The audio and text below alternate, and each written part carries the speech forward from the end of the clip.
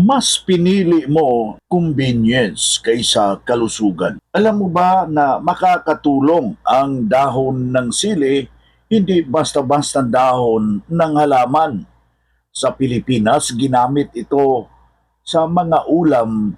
Ang tinola may sustansya na maaring makatulong sa katawan. Narito ang mga posibleng benepisyo nito.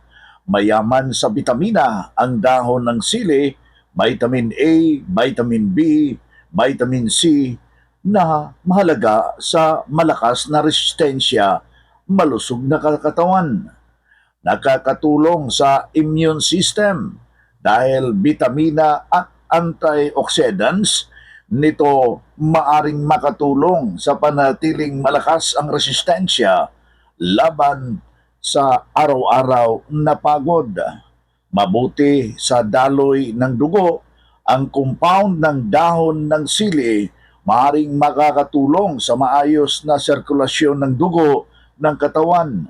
May antioxidants na tumutulong na protektahan ang cells laban sa free radicals na maaaring makasira ng katawan.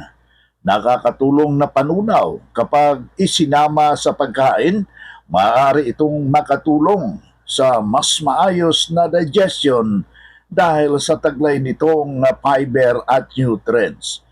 Paalala, ang benepisyong ito ay batay sa nutrasyon ng halaman at tradisyonal na kaalaman. Hindi ito kapalit sa payo ng doktor.